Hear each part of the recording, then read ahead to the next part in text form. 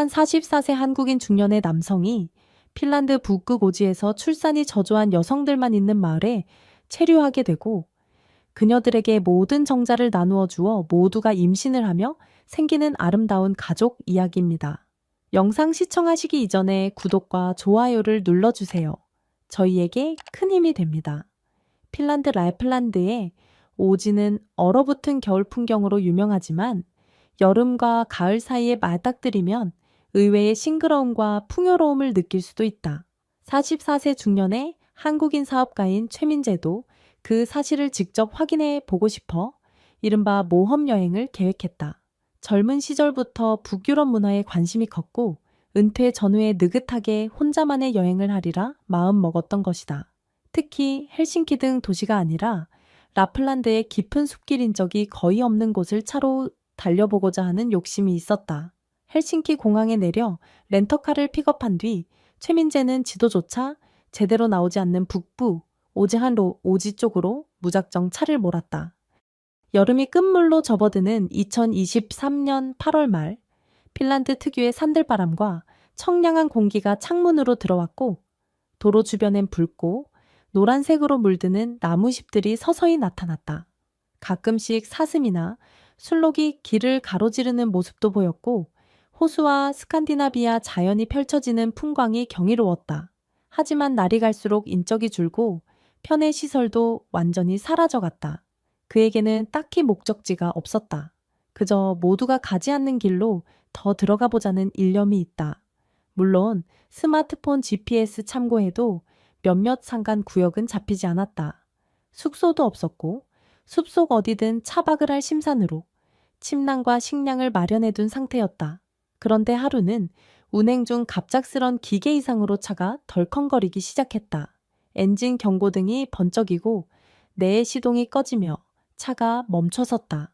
한참을 시도했지만 소용없었다. 주변은 나무와 습지 드문 사슴, 발자국뿐 사람이나 정비소가 있는 기색이 전혀 없었다. 이거 큰일이네. 중년이라 예전 같지 않고 휴대폰 신호는 물론 없었다. 걸어서라도 사람을 찾아야겠다고 결심한 최민재는 차를 길가에 세워두고 꼭 필요한 물건을 가방에 넣어 습길을 걷기 시작했다. 갑자기 먹구름이 몰려오며 폭풍이 예고되었다. 바람이 거세지고 나뭇가지가 부러지는 소리가 들렸다. 민재는 폭풍을 피해 서둘러야 했다. 하지만 길을 잃고 어둠 속에서 늑대의 울음소리가 들려왔다. 그는 공포를 느끼며 나무 뒤에 몸을 숨겼다. 이 위협적인 상황은 그의 생존 본능을 깨웠다. 혹시 인가가 있으면 도움을 구하거나 적어도 연락책을 마련해야 했다. 그렇게 한참을 걸었을까? 초저녁 무렵 운 좋게도 작은 오두막 풍경이 언덕 너머에 보였다. 불빛이 희미하게 새어나오는 걸 보고 사람이 사나보다 하고 가슴을 쓸어내렸다. 다가가 보니 이상하게도 마을이라고 하기엔 허름한 가옥들이 몇 채 모여 있고 바깥에 나와 있던 사람들은 전부 여성들이었다.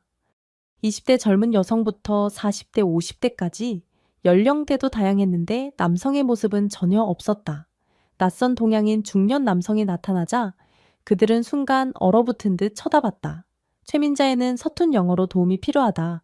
차가 망가져서 떠돌고 있다고 설명했고 그중 영어가 꽤 유창한 31세 여성 한 명이 통역을 맡았다. 이 여성은 스스로를 소피아라고 소개했다. 소피아는 조심스럽게 자기 마을 얘기를 꺼냈다. 이 마을 이름은 쿠시바라로 라플란드 한가운데 굴러떨어진 듯한 곳이었다. 원래는 남녀가 모두 있었지만 점점 남성의 일자리를 찾아 도시나 스웨덴, 덴마크로 이주하면서 여성만 많이 남았어요.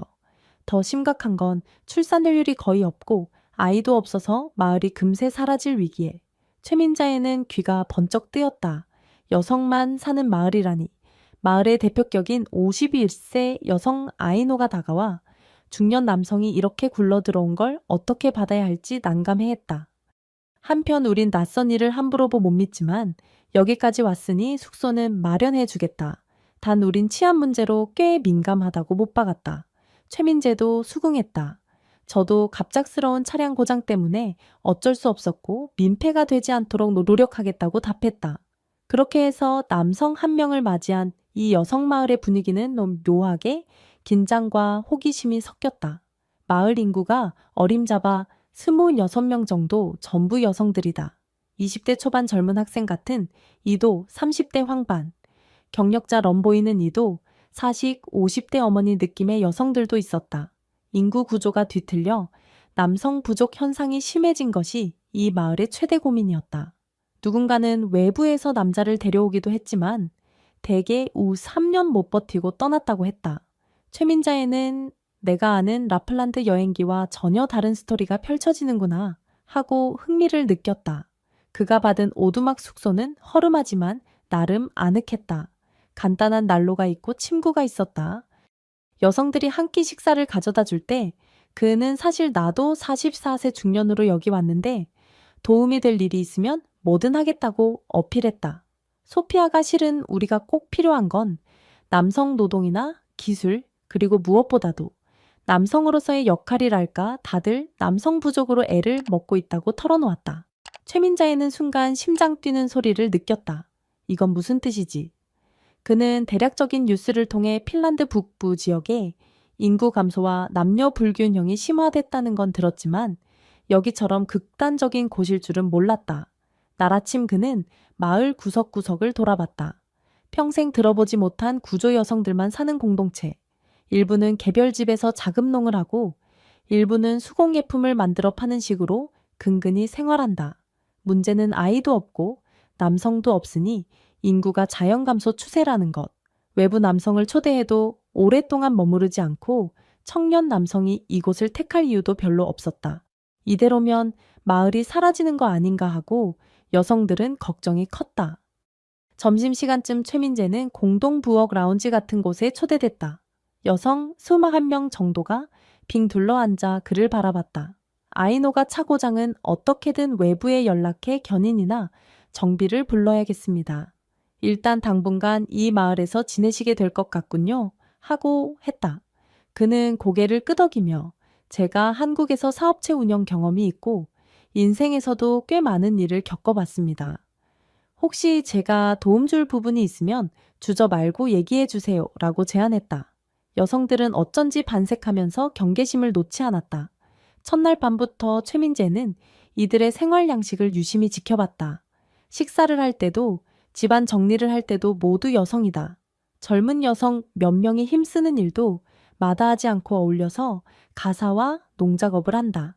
문제는 여성만 있으니 노동력이 충분하지 않다거나 남성 특유의 기술이나 힘이 필요한 면에서 어려움이 있다는 사실이 곳곳에 묻어났다.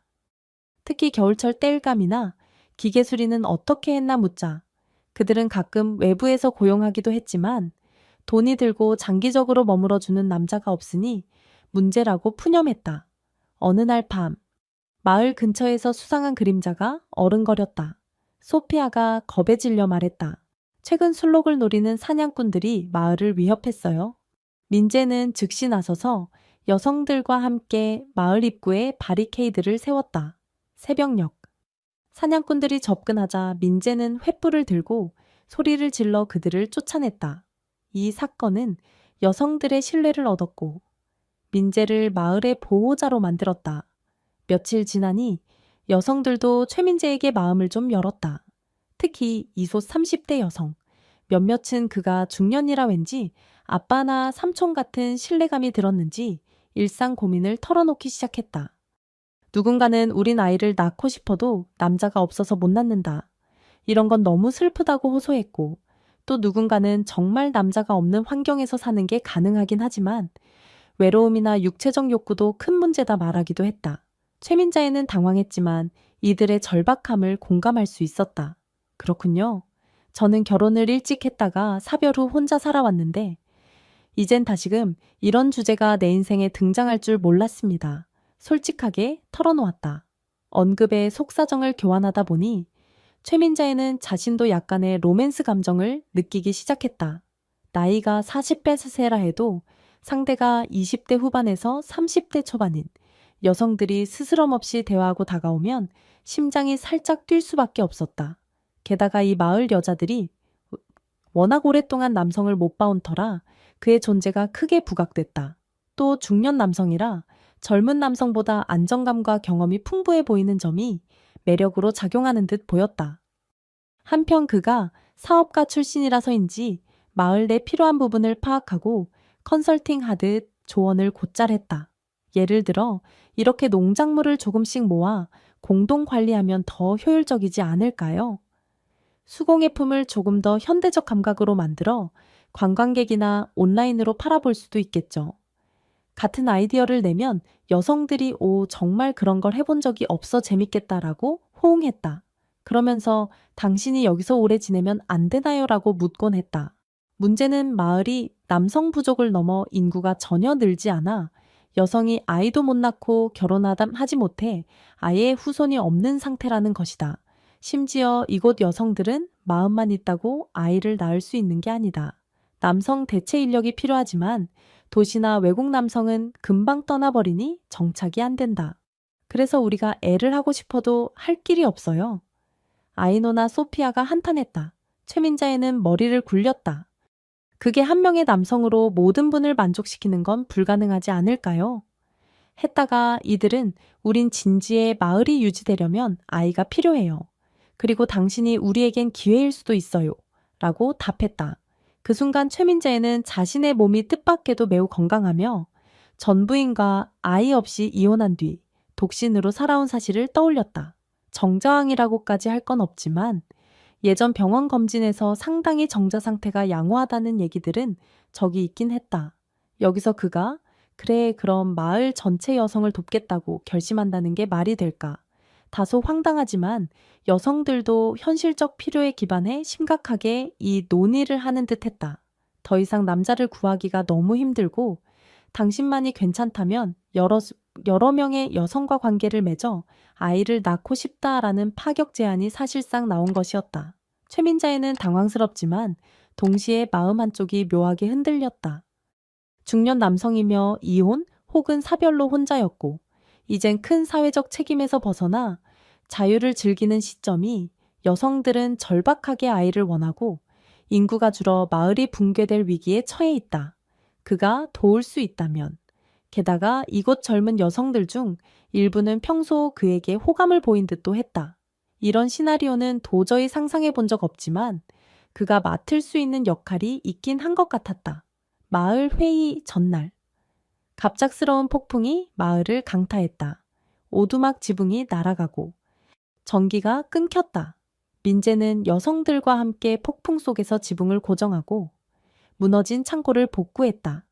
이 위기는 여성들의 신뢰를 더욱 깊게 했고 민재는 마을의 영웅으로 떠올랐다.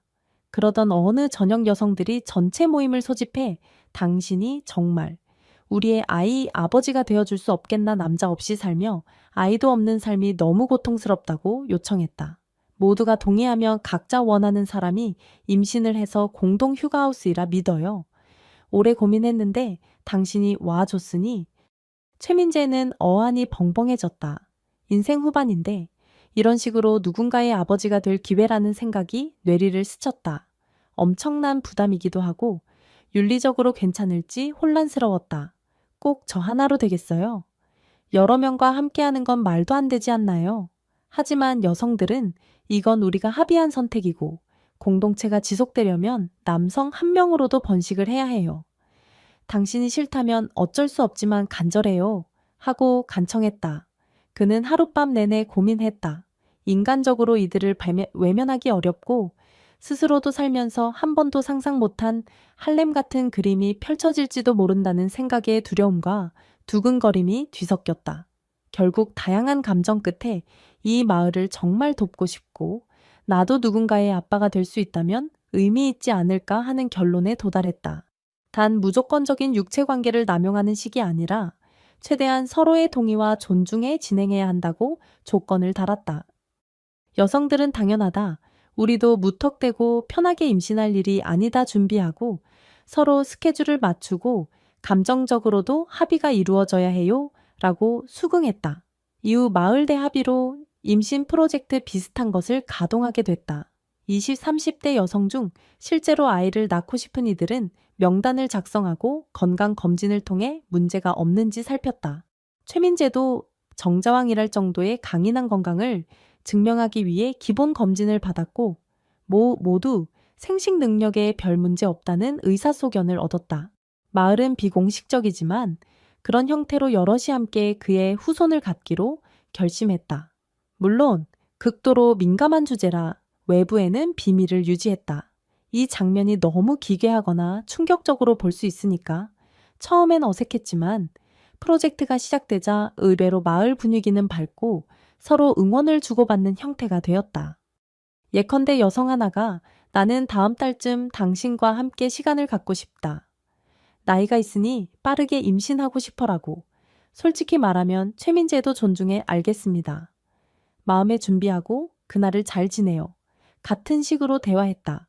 이건 결코 음탕하고 난잡한 구조가 아니라 간절함과 존중이 겹친 일종의 가족 계획이었다. 20대 후반 여성 몇 명은 장난스럽게 그럼 우리도 순서가 돌아오면 낯설지만 잘 해봐야지 하며 웃었다. 나이가 많은 여성도 애를 더 낳을 수 있을까 고민하다가 마을에 도움이 된다면 도전해 볼래라 의지를 내보였다. 정작 최민자의 입장에서는 신체적, 정신적으로 쉽지 않았다. 하루아침에 여러 여성과 관계를 맺는 게 즐겁기만 한 일일 거라 상상할 수도 있지만 현실은 그만큼 부담과 긴장감도 컸다. 감정 소모도 많고 모두를 동등히 대해야 한다는 압박감이 있었다. 젊은 여성들이 불편함을 느끼지 않도록 예의를 지키면서도 실제로 임신을 이뤄내야 하는 과업이 심리적 중압감도 만만치 않았다. 그렇지만 여성들도 대단히 배려했다. 우리끼리도 대화로 순서나 일정을 잡고 각자 제대로 준비하자는 시기였다. 그렇게 몇 달간 이 마을은 은밀하고도 독특한 체계를 통해 하나둘씩 임신 소식을 얻었다. 한 여성은 임신 테스트 결과가 양성이라면 기뻐했고 다른 여성은 아직 소식이 없어 약간 울적해했다. 최민자에는 그때마다 내가 더 노력할게요. 스트레스 받지 말고 몸 관리를 해봅시다라며 다독였다. 청년 여성들은 농담으로 정말 대장님이 우리 마을에 쏟아붓는 정성이 대단해 하고 야릇하게 웃기도 했다. 그가 난 그냥 최선을 다할 뿐이라 쑥스러워하며 모두 배를 잡고 웃었다. 사실 이 마을 안에서 그를 대장님 이제 정자왕식으로 부르는 분위기가 자리 잡았지만 그 호칭이 자칫 희화화될 수 있어 공식 자리에서는 삼가는 편이었다. 어느 날 마을에 한 집사가 도착했다. 그는 지역 신문 기자로 쿠시바라의 갑작스러운 임신붐을 조사하러 왔다. 그의 날카로운 질문에 마을은 긴장했다. 민재는 침착히 대응했다. 최근 결혼이 늘었어요. 하지만 기자는 의심을 거두지 않았다. 이 사건은 마을의 비밀을 지켜야 한다는 압박을 더했다.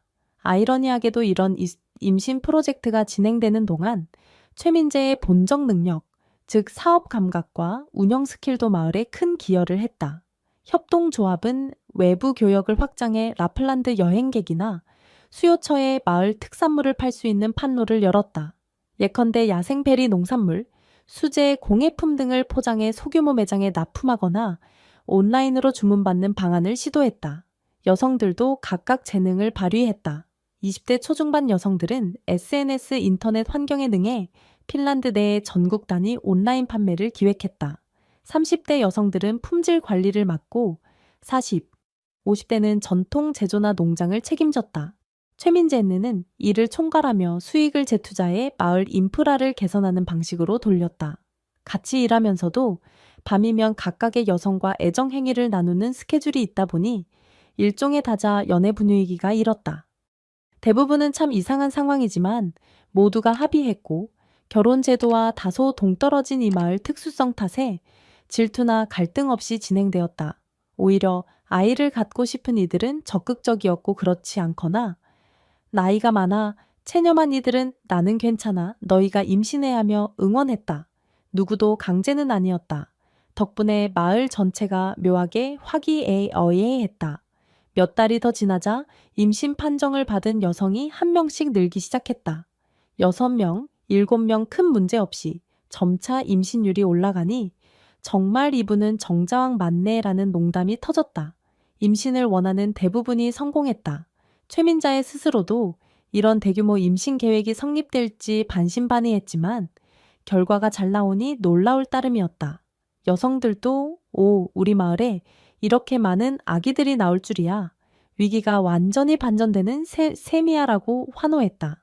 40대 후반 여성 중 한 명도 기적처럼 임신에 성공하자 모두가 격려하며 눈물을 흘렸다. 물론 임신부가 갑자기 늘어나니 산전 관리와 의료가 절실해졌다. 다행히 협동조합 수익과 외부 지원이 결합돼 마을에 임시보건소와 상주 간호사 2명이 들어왔다. 도대체 한꺼번에 이렇게 많은 임신부가 생겼냐고 묻는 간호사에게 마을 사람들은 뭔가 운이 좋았어요 하고 얼버무렸다. 이 기이한 현상을 굳이 외부에 소문낼 필요가 없다고 판단해서다. 한꺼번에 11명이 넘는 임신부가 있다니 세상에 알려지면 호기심이나 곤란한 시선이 몰릴 수 있었다. 내부적으로만 우리끼리 비밀이라며 고개를 끄덕였다. 임신부가 속속 등장하자 남성 인력만이 아니라 마을 전체가 또다시 생명력으로 가득 찼다. 축제 분위기가 이어지고 몸 조심해야 하는 여성들이 많으니 대신 다른 이들이 일손을 대주며 서로를 보살폈다. 최민재는 이렇게 한꺼번에 임신이라니 정말 상상도 못했더라. 멍한 상태로 지내다가 어느새 스스로 이 마을의 공동아빠가 되었다는 사실을 했다. 임신부 각각과 감정적으로 교류해주고 체력도 지켜야 하다 보니 이전에 느껴보지 못한 책임감과 뿌듯함을 함께 느꼈다. 물론 임신부들이 이도 전부 사이가 좋은 건 아니었을 수 있으나 다행히 마을 특유의 당열과 공동 목표가 있기에 큰 갈등 없이 서로 도왔다. 같이 요가 비슷한 체조를 하자 좋은 음식은 나눠 먹자식으로 함께 태교를 하기도 했다. 최민재가 그 사이 협동조합 운영이나 외부 교섭을 맡으며 우리가 아이를 낳고 마을이 번영하고 나중엔 여기에 더 많은 남자도 들어와 살 수 있게 하자라는 포부를 밝혔다. 임신부들은 고개를 끄덕이며 그래 우린 이 마을을 유지하기 위한 씨앗을 심은 거야 라고 했다. 외부에서 관광객 몇 명이 호기심에 마을을 찾았다가 임신부들이 유난히 많은 모습을 보고 이곳은 아기가 유행이라도 한 거냐 하고 웃은 적이 있었다. 하지만 그중 한 명이 마을의 비밀을 캐려는 블로거였다. 그는 몰래 사진을 찍고 민재를 의심했다. 마을은 비상이 걸렸다. 민재는 블로거와 대화하며 우린 그냥 가족이 늘어난 거예요. 라며 상황을 무마했다. 이 사건은 비밀 유지가 얼마나 중요한지 깨닫게 했다. 속사정이 알려지면 시끄러워질 가능성이 있기에 대놓고 설명할 수 없었다. 게다가 관광객 눈에는 남자 하나가 어슬렁거리는 장면이 더 수상했을 수도 있지만 마을 측이 대충 이야기를 돌렸다. 임신부가 많아지고 중기는 물론 말기에 접어드는 이들도 생겨나니 마을이 출산 대비를 해야 했다. 이때 최민재에는 자신의 사업적 역량을 발휘해 우리 꼭 병원 건물을 지을 순 없어도 출산센터를 간이로 만들고 의사나 조산사를 일정 기간 모시도록 하자. 비용은 협동조합 수익과 외부 지원으로 되면 충분히 가능하다며 구체적 계획을 세웠다. 여성들이 대부분 임신의 몸이 불편하니 중노동은 소수의 젊은이들이 하고 나머지는 가벼운 일과 휴식을 취했다. 전체가 함께 임신부를 돌보는 분위기가 고조되자 우린 이미 큰 가족이라는 말이 공공연해졌다. 최민자에는 어느 날 밤 아이노 같은 연장자 여성과 얘기를 나누며 정말 이게 옳은 선택이었을까? 내가 괜히 이들 모두에게 희망을 준 건 아닌지라 걱정을 털어놨다. 아이노는 우린 예전부터 해보고 싶었지만 남성 하나가 홀로 임하는 여성과 함께한다는 게 가능할지 자신이 없었어. 그런데 당신이 용감하게 결단했다 감사히. 여기고 있어. 그리고 이건 이미 성공이야. 아이가 생기는 것만으로도라고 위로했다. 남성이 아예 없는 곳에 찾아온 그가 결단해준 것이 신의 한 수였다. 그는 그제야 자신이 이 마을에 주어진 커다란 역할을 깨닫고 안도하며 눈물 섞인 미소를 지었다. 출산 직전 또 한 번의 폭풍이 마을을 덮쳤다. 전기가 끊기고 보건소의 발전기가 고장났다. 민재는 얼음바람 속에서 발전기를 수리하러 나섰다. 손이 동상에 걸리고 눈볼에 넘어지며 부상당했지만 그는 끝까지 버텼다. 발전기가 다시 가동되자 첫 아기가 무사히 태어났다. 이 사건은 민재를 마을의 영웅으로 만들었다.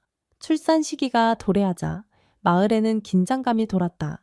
일찍 임신한 여성들이 하나둘 진통을 겪으면서 간이 출산센터가 바빠 돌아갔다. 그래도 전문가가 상주하고 다른 임신부들이 함께 격려해주며 차례대로 아이가 태어났다.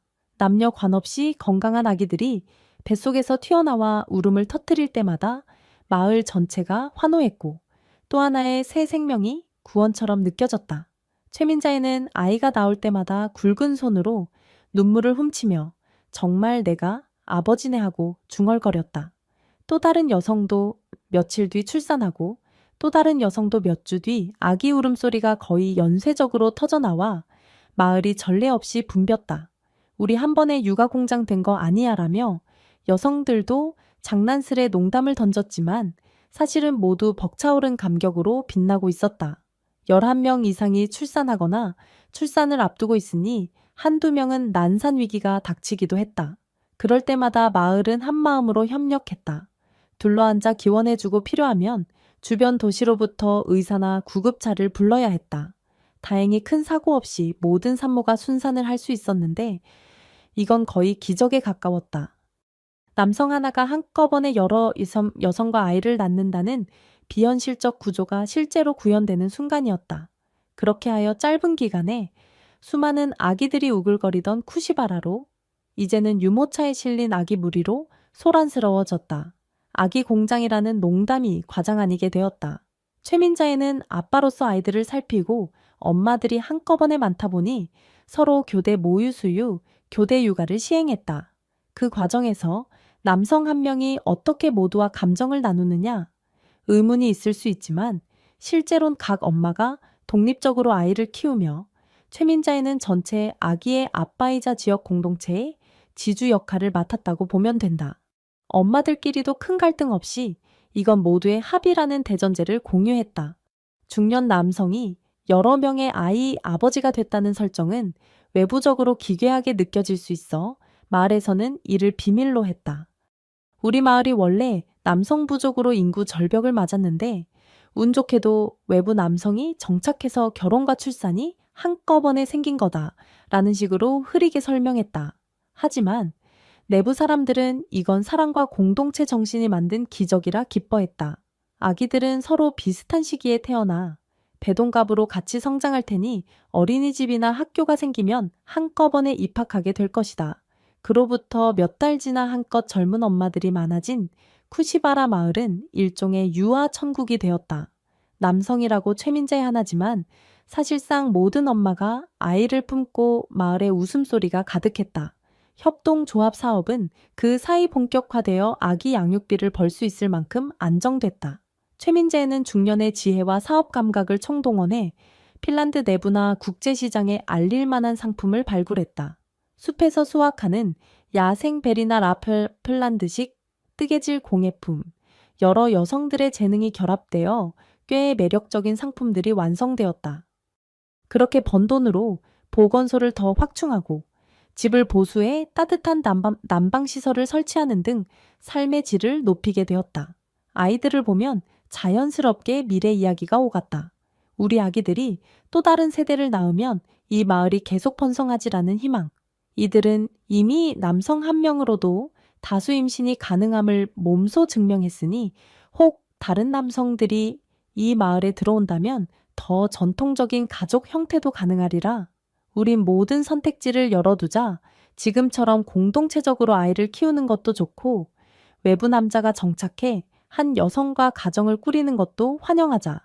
이런 식으로 원칙을 세웠다. 아이들이 100일을 넘길 즈음 마을은 다시 대규모 축제를 벌였다. 한꺼번에 태어난 11명 이상의 아기 100일 잔치라고 할 만했다. 최민자에는 더 이상 긴장 없이 이 거대한 집단의 대장 역할을 자연스럽게 수행했다. 우리 아이들이 이렇게 건강히 자라니 뿌듯합니다고 인사를 건네면 여성들이 당신 덕이죠. 그리고 우리가 힘을 모아서라며 찬사를 보냈다. 당연히 행갈의 의식도 진행됐다.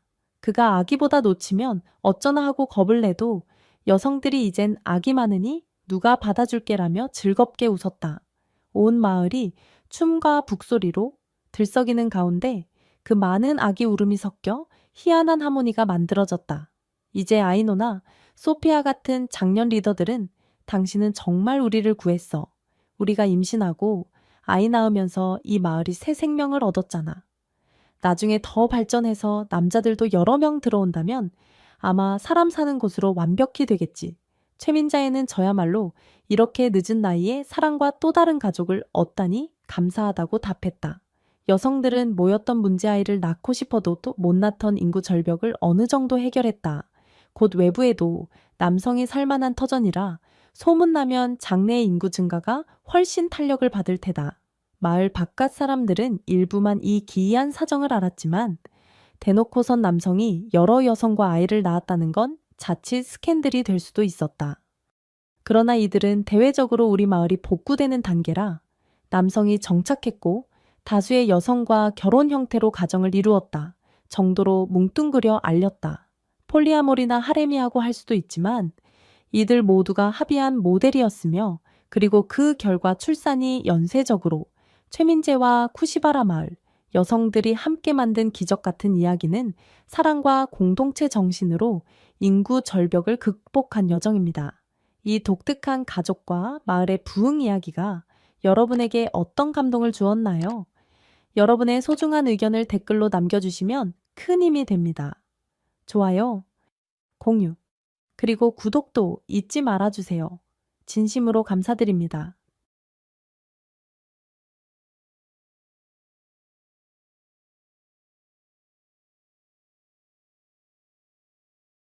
38세 한국 정형외과 의사 최민재. 필리핀 코로나 섬의 신비한 부족 마을로 표류하다 남자를 거부하는 여성들 속 기적 같은 사랑과 대가족의 드라마가 펼쳐진다. 이 충격적인 이야기는 어디로 향할까?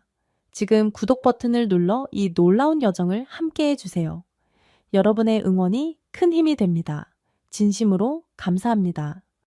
2023년 10월 부산 해운대의 한 중형 정형외과 병원에서 근무해온 38세 최민재는 국내 굴지의 의과대학을 졸업하고 젊은 나이에 능력을 인정받은 촉망받는 정형외과 의사였다. 세련된 건물 안에서 매일같이 환자의 관절을 진찰하고 골절 치료부터 관절염 시술, 재활까지 다양한 치료를 진행하며 안정적인 삶을 살았다. 하지만 치열한 도시 생활과 과도한 업무량 속에서 스트레스를 해소하기 위해 그는 주말마다 스쿠버 다이빙이나 스노클링 같은 해양 스포츠에 빠졌다. 특히 물이 주는 해방감에 완전히 매료되어 있었다. 어려서부터 수영을 잘해 바닷속에서 자유롭게 움직이는 감각에 중독된 그는 여유만 있으면 제주도나 동남아의 다이빙 포인트를 찾았다. 그러던 중 진짜 아름다운 바다를 보려면 필리핀 팔라완주의 코로나 섬이 최고라는 말을 듣고는 이번 휴가를 코로나 섬으로 잡았다. 본래라면 6일 정도의 짧은 일정에 맞춰 그냥 스노클링과 휴양만 즐길 생각이었다. 그러나 민재에게는 은밀히 간직한 작은 꿈이 있었다. 바로 바다와 관련된 별도의 일이나 사업을 언젠가 해보고 싶다는 것이었다. 해변이나 섬에서 정형외과 봉사를 하며 동시에 해양 레포츠 관련된 무언가를 같이 운영할 수 있다면 어떨까 하는 상상이었다. 퇴근 후 집에 돌아와 코로나 섬 인근 지역의 섬들을 구글 맵과 여행 블로그로 뒤적이다가 그는 아주 먼 바다에 아직도 전통을 지키며 사는 소수민족이 있다는 짧은 언급을 발견했다. 구체적 정보가 거의 없어 도시 전설처럼 느껴졌지만 호기심이 생겼다. 정말 외부와 단절된 섬주민이 있을까라는 궁금증이 머릿속에서 떠나지 않았다. 결국 휴가를 시작하자마자 민재는 코로나 섬에 도착했고 배를 타고 주변 작은 섬들을 돌아다니기 시작했다. 코로나 섬은 관광지로 어느 정도 개발되어 있었지만 사람들을 상대하는 과정에서 어디선가 남자를 혐오하는 바다 부족 이야기가 흘러나왔다. 물론 대부분은 그건 일종의 전설이라며 우스갯소리로 치부했다. 하지만 민재의 호기심은 점점 더 커져갔다. 설마 진짜로 여성만 사는 부족이 있을까? 여행자들 사이에 돌고 도는 루머 아니야. 어느 날 저녁 현지 주점에서 들은 이야기가 결정적이었다. 노령의 어부가 옛날 태풍 때 남자들이 다 죽고 섬에 여인들만 남았다는 이야기가 있다. 고 무심코 흘리듯 말해준 것이다. 그 전설이 얼마나 사실에 가까운지는 몰라도 한번 마음이 쏠리자 쉽게 놓아지지 않았다. 며칠 후 민재는 코로나 섬 남쪽에 있다는 미지의 소수민족을 찾아 모터보트를 빌려 직접 나섰다. 타갈로그어가 유창하지는 않았지만 관광객을 상대하는 상점이나 렌탈에서는 영어가 어느 정도 통했기에 큰 무리는 없었다. 일기예보에 따르면 오후부터 날씨가 안 좋아진다고 했지만 민재는 조바심이 났다. 시간이 얼마 없으니 조금만 더 멀리 나가보자고 생각한 게 화근이었다. 바다 한가운데서 갑작스러운 폭풍우가 몰아쳤다. 파도가 거세게 몰아치고 모터보트가 격렬하게 요동쳤다.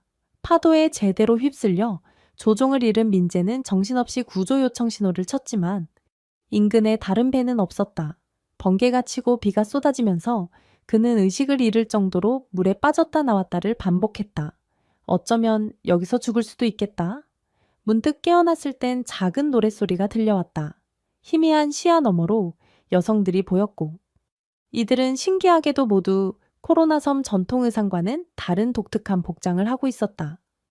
비가 잦아든 후 민재는 천이 급격히 떨어져 혼절 상태에 이르렀는데 바로 그때 한 무리의 여성이 작은 노를 젓는 배로 자신을 건져내었다. 어렴풋이 정신을 차렸을 때 민재는 전혀 본 적 없는 구조의 나무 오두막에 누워 있었다.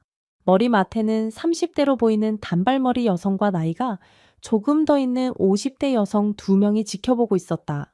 이들은 모두 짙은 갈색 피부, 색감 있는 머리칼, 그리고 필리핀 전통복과 비슷하면서도 어딘가 다른 해변풍 의상을 하고 있었다. 여성이 묻는다. 괜찮아요? 민재는 완벽한 타갈로그어로 대답할 정도의 여유가 없어 짧게 영어로 I'm okay, thank you 라고 답했다. 하지만 여성들은 영어에는 익숙치 않은 듯 서로 얼굴을 보고 조용히 대화를 나눴다. 어쩔 수 없이 민재는 타갈로그어로 짧게 괜찮습니다. 감사합니다. 라고 힘주어 말했다. 그제야 여성들은 안도한 표정으로 조잡한 솜으로 싼 붕대를 풀어 민재의 손목을 확인했다. 상처가 깊지는 않았지만 물에 오래 있었는지 퉁퉁 부어 있었다. 그들은 약초나 해초로 만든 듯한 연고를 바르더니 다시 새 붕대를 감아주었다. 50대 여성은 간단한 타갈로그어로 자신을 소개했다. 나는 마리아. 여기는 우리 부족 유일한 마을. 민재는 그제야 여기가 소문으로 들은 여성만 사는 부족일지도 모르겠다고 생각했다.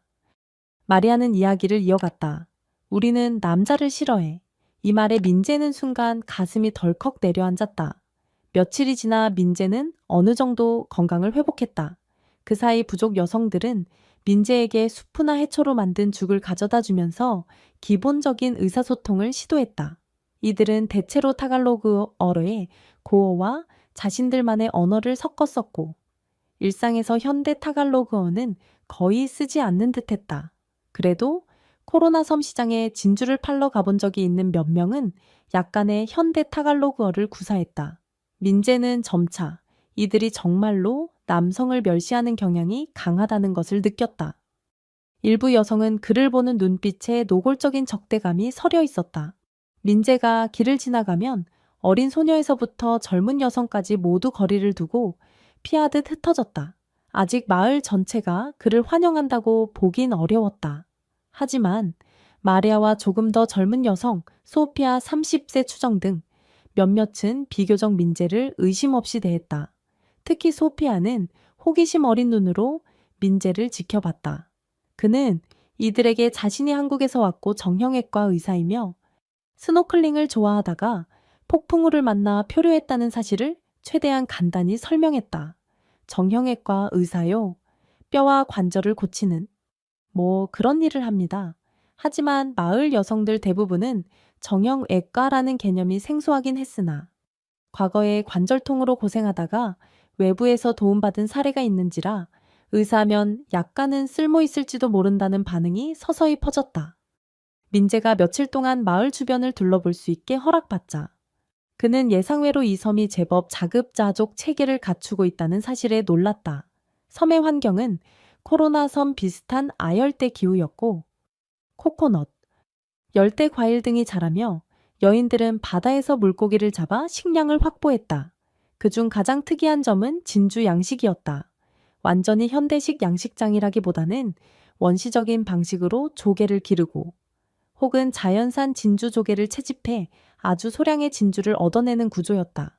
섬에선 이를 섬의 보물로 부르며 해마다 추수한 진주를 소수가 배를 타고 코로나 섬 시장에 내다 팔아 생필품이나 약품을 구해 온다고 했다.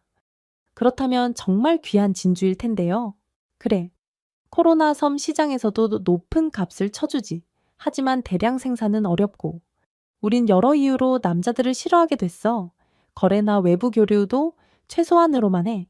마리아는 말끝마다 남자를 혐오한다는 기색을 숨기지 않았다. 정확한 사연을 묻기는 어려웠지만 민재는 어렴풋이 추측했다. 아마도 과거에 남성 어부나 해적 혹은 무력 집단으로부터 학대를 당했을 수도 있고 그 전통이 몇 자위에 걸쳐 이어지며 지금의 여성만의 사회가 형성된 것이 아닐까. 여성들은 민재가 왜 여기에 왔느냐고 묻곤 했다. 민재는 관광 중 폭풍우를 만나 어쩔 수 없이 표류했다고 사실대로 답했지만 일부는 여전히 믿지 못했다. 진주를 노리러 온 스파이라고 의심하거나 남자들은 늘 우리 것을 빼앗으려 한다고 경멸하는 이도 있었다. 그럼에도 불구하고 민재가 그동안 보여준 얌전하고 예의 있는 태도, 그리고 정형외과 지식을 조금씩 발휘해 몇몇 사람의 관절통을 덜어준 공로가 서서히 알려지면서 마을의 적대감이 조금씩 누그러졌다. 동시에 민재는 이들이 해안을 지키며 사냥하고 바다와 밀접하게 살아가는 모습에 경외심을 품었다. 유이라 부족은 정말로 성인 남성이 거의 없는 공동체였다. 유일하게 보이는 남성이라고 해봐야 어린 소년들이 약간 있을 뿐, 하지만 그 소년들조차 사춘기에 이르기 전이면 본섬에 보내거나 다른 곳으로 추방하듯 떠나보내는 관습이 있다는 소문을 들었다. 왜 그렇게까지 할까 마리아에게 다시 물었을 때 그녀는 잠시 뜸을 들이다 어렵게 말을 꺼냈다. 남자가 섬에서 권력을 잡으면 반드시 전쟁이 일어나. 옛날에 우리가 당했어. 우리 섬의 전통은 오직 여성끼리 뭉쳐야 평화가 온다는 것. 하지만 민재가 며칠 더 지켜보니 아이를 낳을 수 있는 가임기 여성의 수는 상당했음에도 출산율이 극도로 낮았다. 남자가 없으니 임신이 불가능한 것은 당연했다. 출산을 경험한 적이 있는 여성도 있긴 했지만 대부분 14명 선에서 끝났고 그 아이들이 남자아이일 경우 일정 나이가 되면 더 이상 섬에 남아있지 않았다. 그럼 이렇게 가면 훗날 섬의 사람이 더 줄어들 텐데 마리아는 고개를 끄덕였다. 사실 우린 이 점 때문에 고민이 많아. 섬이 점점 늙어가고 있어. 하지만 남자들과 섞이고 싶지 않아. 분명 그 말에 담긴 트라우마는 깊었다. 민재는 그럼 어떡할 계획인가 하고 묻고 싶었지만 이들은 스스로 해결책을 찾을 의지가 없어 보였다. 어쩌면 섬이 자연스럽게 소멸해도 괜찮다고 생각하는 것 같기도 했다. 민재가 섬에 머무른 지 한 달 가까이 되었을 무렵 아직도 그는 마을에서 이방인 취급을 받으며 지냈다. 낚시나 잠수 실력을 발휘해 약간의 해산물 채집을 도와주고 정형외과 지식으로 통증을 호소하는 몇몇 여성에게 임시 진료를 해주었다. 필리핀에서 정형외과 의사 면허를 따로 취득한 건 아니지만 기본적인 응급처치나 통증 완화만으로도 이들은 매우 고마워했다. 그날 밤 비가 부슬부슬 내리는 시각에 민재의 숙소 오두막 문이 조용히 열렸다. 들어온 이는 다름 아닌 소피아였다. 그녀는 평소 민재에게 호의적으로 대하던 젊은 여성으로 30세지만 섬에서 꽤 중요한 역할을 맡고 있었다. 주로 진주 채집을 담당하는 팀의 리더 중 한 명. 소피아는 초조한 표정으로 주위를 살피더니 민재에게 조용히 말했다. 당신? 정말 정형외과 의사 맞죠? 그럼 혹시 아이를 낳게 하는 의학적 기술도 알아요? 민재는 당황했다. 그건 산부인과, 아니, 전혀 다른 분야라서요. 제가 전문가는 아닌데. 왜 갑자기 그런 말을 소피아는 애타는 속내를 드러냈다. 사실 우리 중 몇몇은 아이를 낳고 싶어요. 남자가 필요하다는 건 알지만 지금까지는 외부 남성과 교류하면 안 된다는 규칙 때문에 참았어요. 그런데 당신이 이 섬에 머무는 동안 적대감을 갖지 않는 걸 보고 혹시 당신에게 부탁할 수 있지 않을까 싶었어요. 민재는 순간 숨이 막히는 느낌을 받았다. 당연히 남녀가 아이를 만들려면 서로 합의해 그런 관계를 가져야 한다.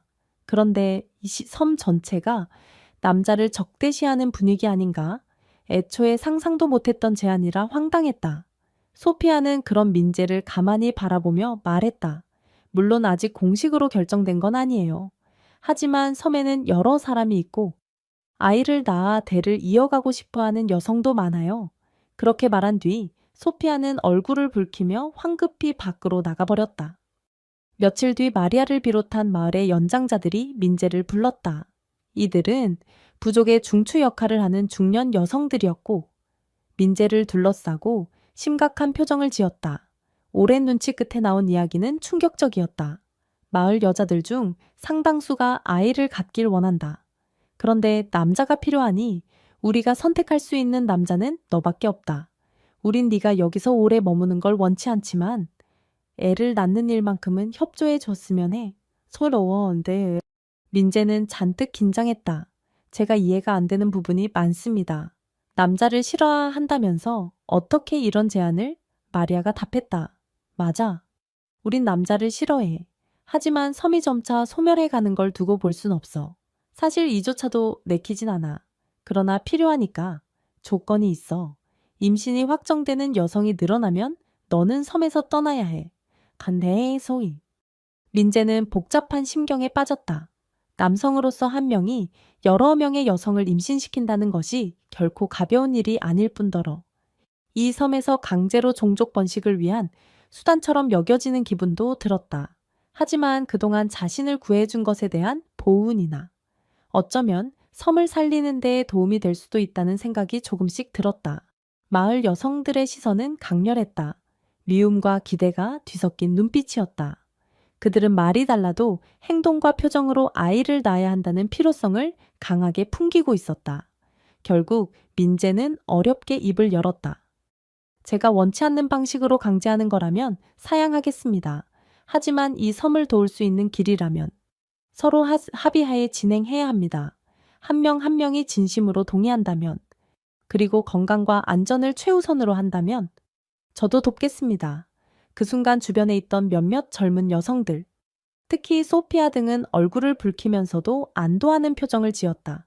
그렇게 한 남자가 여러 여성을 임신시키는 다소 파격적인 프로젝트가 시작되었다. 그렇게 결정이 되자 유이라 부족 내부의 규칙이 새로 제정되었다. 특히 중요한 규칙 중 하나는 이 관계는 어디까지나 아이를 위한 것. 그러나 여성이 원하는 경우 남성을 존중하고 섬의 전통 예의로 섬긴다였다. 흥미로운 점은 이 부족 여성들이 남성을 싫어하는 감정과 별개로 막상 잠자리를 갖게 되면 의식을 치르듯 극진히 상대를 대접한다는 오래된 전통이 있다는 것이었다.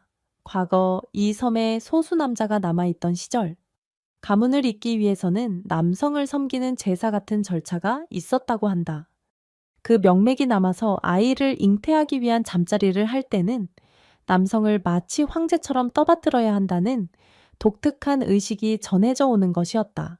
문제는 그 의식이 당시 남성들에게 잘못 악용되어 폭력이 생겼고 그 뒤로 남성 혐오가 커지게 되었다고도 한다. 하지만 이번에는 민재가 섬 주민들을 억압하거나 폭력을 휘두르지 않는 존재라는 점에서 의식의 의미를 긍정적으로 되살려보자는 의견도 있었다.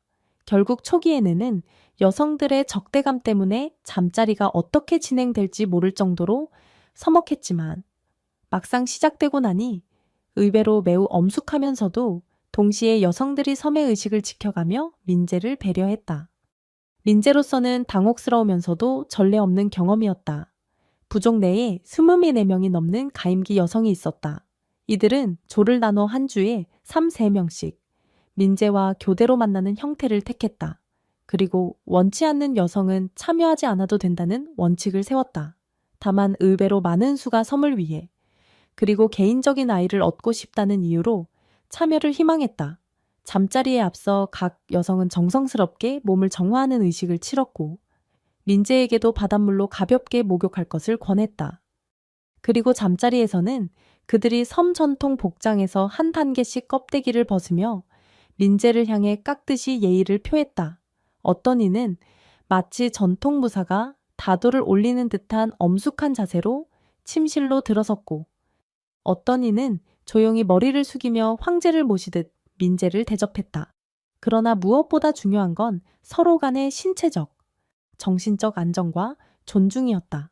민재는 무조건 여성의 의사를 먼저 확인했고, 여성들도 하나의 제의로서 신성하게 생각했다. 처음부터 격정적인 정사라기보다는 의식을 통한 생명의 잉태라는 분위기가 컸다. 그 과정에서 여성들은 서프라이즈 순종적으로 민재를 맞이했지만 그건 전통 의식의 일부이자 섬을 위해 희생한다는 긍정적 마인드 때문이었다. 한 번에 3분의 명을 상대한다는 건 말이 쉬워도 현실적으로 쉬운 일이 아니었다. 민재 역시 정형외과 의사 시절에도 바빴지만 이 정도의 육체적, 정신적 부담은 상상 이상이었다. 다행히 여성들은 민재에게 해양 생물을 이용한 건강식 전복, 해초, 신선한 과일 등을 공급해 주었고 전통 약초로 만든 차와 마사지, 그리고 풍부한 단백질을 섭취하게 해주었다. 게다가 여성들끼리는 순번 조율을 철저히 했다. 무리하게 모든 이가 동시에 민재를 찾는 일은 피했고 주 3, 4명씩 교대로 시간을 배분했다. 이 때문에 섬 안에서는 일종의 스케줄표가 만들어졌다. 민재는 당혹스러웠지만 이 스케줄을 지키면 의외로 무리 없이 진행될 수 있었다. 정말 아이를 얻고 싶은 분들이 많군요. 부담스럽기도 하지만 저도 잘해보겠습니다. 그 여성들은 고개를 숙여 감사의 뜻을 전했다. 한 달쯤 지나자 몇몇 여성에게 생리불순이나 입덧 증세가 나타났다. 처음엔 혹시 체력이 고갈된 건 아닐까 걱정했지만 간단한 검사, 시약 테스트와 몸 상태 등을 통해 임신이라는 것이 확실해졌다. 이 소식이 전해지자 섬 전체가 술렁이기 시작했다. 원래라면 임신을 축하하는 분위기가 형성되어야 할 텐데 남자를 싫어하는 전통이 강했던 까닭에 혼란스러운 반응도 동시에 나왔다. 그러나 점차 그래도 섬이 유지되려면 새 생명이 필요한 것이라는 인식이 확산되었다.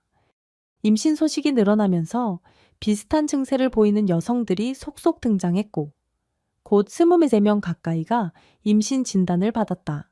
민재에는 한편으로 내가 정말 이 많은 아이들의 아빠가 될 수도 있겠구나 하는 실감이 들자 머리가 복잡했다. 책임감, 두려움, 그리고 기묘한 성취감이 뒤섞였다. 그는 일부 여성과 조금 더 친밀해져서 대화도 나누고 혹시 출산 후 어떻게 아이를 키울 것인지 물었다. 그중 소피아는 밝은 미소로 답했다. 이 아이들은 섬 전체가 키울 거예요.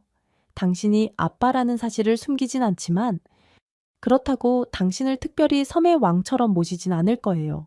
우리에게 중요한 건 생명의 순환이니까요. 민재는 이 말을 듣고 안도했다. 자신이 어떤 절대 권력자가 되는 걸 원치도 않았고 그저 이 섬에 도움을 줄 수 있다면 좋겠다고 생각했기 때문이다. 시간이 흘러 첫 임신이 확인된 지 약 8-9개월 후 가장 빠르게 임신했던 여성에게서 진통이 시작되었다. 섬에는 상주하는 의사나 조산사가 없었기에 민재가 배운 기초 지식과 몇몇 여성의 경험, 그리고 코로나 섬에서 약간 가져온 의료도구가 전부였다. 다행히 출산은 무사히 진행되었다. 민재도 정형외과 지식만으로 해결하기엔 무리지만 그래도 위생관리와 기초적인 응급처치를 해가며 산파 역할을 보조했다. 며칠 간격으로 혹은 하루 차이로 또 다른 임신부들도 차례로 진통을 호소하며 출산했다. 한때는 하루 사이에 2명이 동시에 출산해 마을이 난장판이 되기도 했다. 아이들이 태어날 때마다 모든 여성들이 함께 축하 의식을 치렀다. 마치 바다에 제물을 바치듯 새벽에 해안가에서 조개 껍데기를 올리고 노래를 부르며 새로운 생명의 탄생을 기원했다. 그리고 신생아가 울음을 터뜨리면 환호성과 함께 온 마을이 기뻐했다. 한 달이 지나자 약 21명의 아기가 출생했다. 이들이 전부 민재의 아이인지는 유전자 검사를 한 건 아니지만 섬 내 사정을 아는 모두가 사실상 민재의 핏줄이라고 믿었다. 남자를 싫어하는 부족이라던 유일아가 이제 민재 덕분에 한 번에 21명 넘는 아이를 얻어냈다는 사실은 그 자체로 역사적인 사건이었다. 이렇게 많은 아이들이 울고 웃고 함께 자라다니.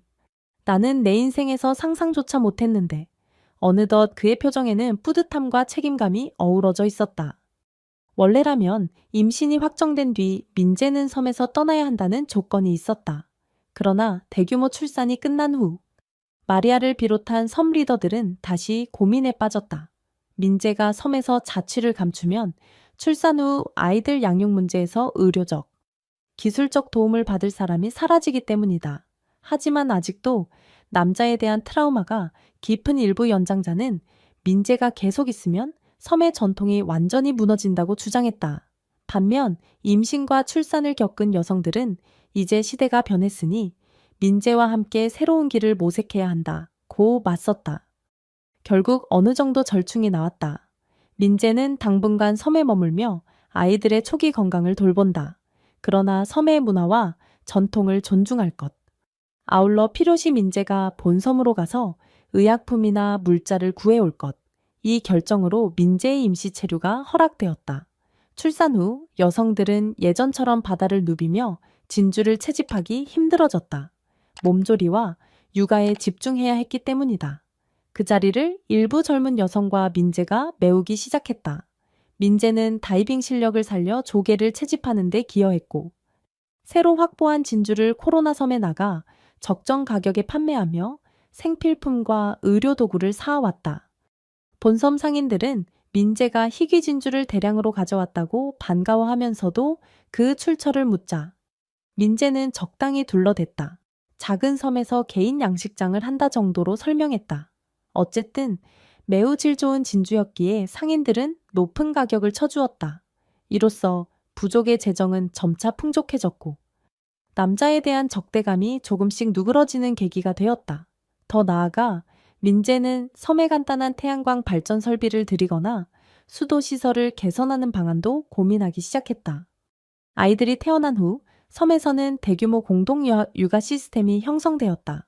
누구의 아이든 상관없이 전 여성이 돌봐주었고 민재도 가능한 범위에서 자주 아기들을 안아주며 보살폈다. 남성의 역할에 대해서 섬의 주민들이 아직 낯설어 했지만 그래도 민재가 지극정성으로 아이들을 대하는 모습에 조금씩 마음의 문을 열었다.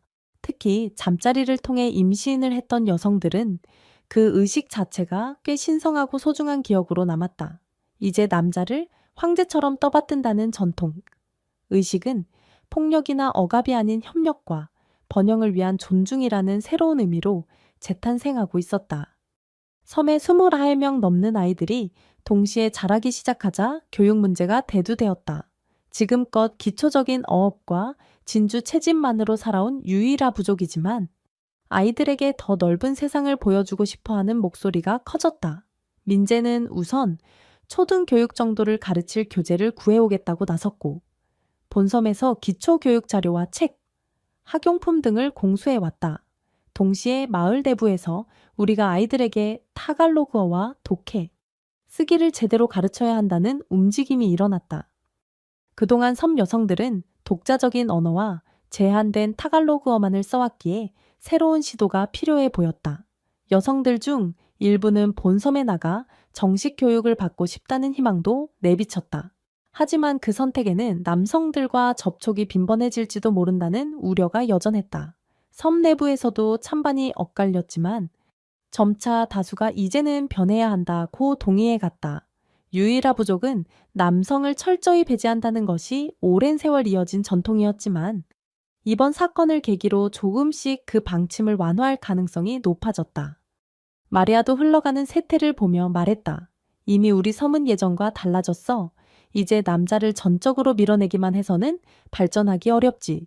하지만 너무 빠른 변화는 또 다른 갈등을 낳을 거야. 라며 조심스러운 태도를 보였다. 일단은 민재 혼자서도 충분히 섬을 번영으로 이끌어갈 수 있을 것 같고 또 21명의 아이들이 전부 건강하게 자란다면 한 세대 후에는 자연스럽게 섬의 인구가 늘어나리라 예측했다. 그렇다고 향후에 외부 남성을 받아들여 결혼이나 연애를 장려할 것이냐는 문제는 아직 미지수다. 민재 역시 내가 유일한 남자 혹은 아빠로 남는 게 좋은 건지 회의감이 들기도 한다. 그러나 적어도 현재로서는 공동체가 선택한 작은 변화의 결과가 모두에게 이익이 되고 있다. 처음에 민재가 이 섬에 표류했을 때만 해도 그는 스노클링과 정형외과 진료 외에는 별 생각 없는 여행자였다. 그러나 이제 그는 수십 명의 아이들의 아버지이자 유일한 부족을 실질적으로 지원하는 중요한 일원이 되었다. 가끔 섬 해변에서 아이들이 기어다니거나 아장아장 걷는 모습을 보면 민재는 말할 수 없는 감정이 복받쳐 온다. 이 아이들은 다 내 아이들인 걸까? 전부는 아니더라도 상당수가. 그가 아이 하나를 안고 있으면 다른 여성들이 몰려와 아빠라고 놀리듯 부르기도 한다. 그러면 민재는 쑥스럽지만 동시에 묘한 자부심을 느낀다. 어쩌면 도시에서 쫓기듯 살았을 때 느끼지 못한 삶의 본질적인 행복이 이런 걸지도 모른다. 잠자리를 가질 때 황제처럼 떠받든다는 전통의식은 임신 프로젝트가 끝난 뒤에도 어느 정도 유지되었다고 한다. 다만 그 목적이 반드시 임신을 해야 한다는 절박감에서 가끔 친밀감을 나누는 의식으로 바뀌었다. 민재가 원한다면, 혹은 여성이 서로 합의한다면, 이들은 마치 축제처럼 잠자리를 갖곤 했다. 하지만 민재는 이 점에 대해 매우 신중했다. 자신이 섬을 위해 존재하는 번식 수단이 아니며, 한편으로는 여성이 그를 숭배해야 하는 존재도 아니라고 여겼기 때문이다. 그리하여 점차 황제의식은 극도로 간소화되거나 어떤 경우는 소피아 등과는 연인처럼 자발적인 친밀감으로 이어졌다. 여성들이 민재에게 보이는 순종은 단순히 남성에게 굴복한다는 의미가 아니라 전통과 신성한 의식에 대한 존중으로 자리 잡았다. 최민자에는 코로나 섬에서 21명의 아이들과 새로운 삶을 꾸린다. 이 놀라운 이야기에 대해 여러분은 어떤 생각을 하셨나요? 댓글로 나눠주세요. 지금 구독 버튼을 눌러 함께 해주세요. 여러분의 응원이 큰 힘이 됩니다. 시청해주셔서 진심으로 감사합니다. 구독, 좋아요, 공유 부탁드려요.